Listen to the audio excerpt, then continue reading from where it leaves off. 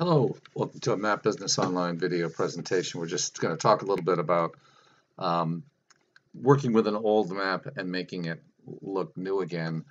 I did do some work on this map, so it's been cleaned up. So I'm going to come back, and one of the things I noticed in my map presentation that I had it set to zip code.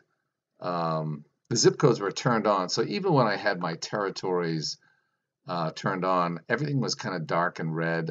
If I turned on regions and divisions, things were still kind of dark and red and cluttered.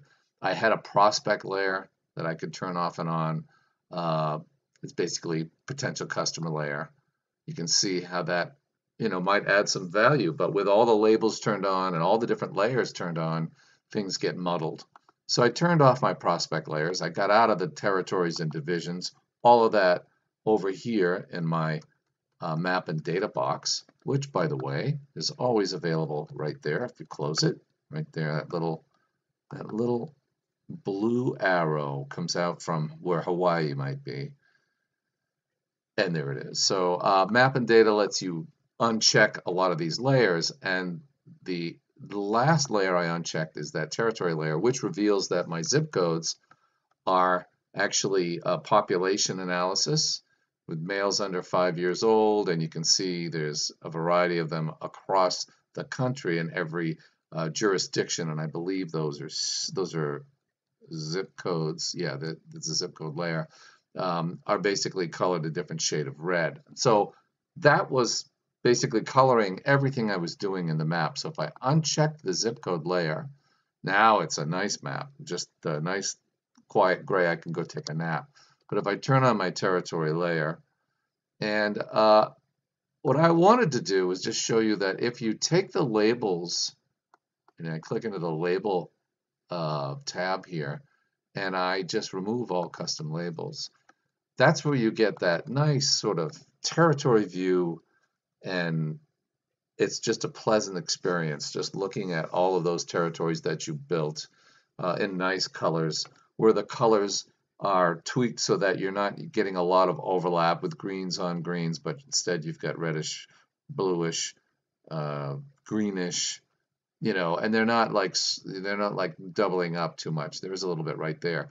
We could change Maine and Massachusetts so that maybe Massachusetts, by clicking the little edit gear, we could make Massachusetts maybe orangey. I could go, see, I give it some thought when I do it, and if I go orangey, I think it distinguishes it enough. So it keeps those colors from conflicting with each other too much, and I think it makes the map a nice experience. But then we go back to the labeling, clicking that edit gear and map and data again, and turning on all those custom map layers, and thinking about whether or not we want that layer to be large, and of course that's way too big, normal or small. We've got some controls here over italics and bold. We can change whether or not it's centered or off to the starting kind of balance to the left. I prefer the center.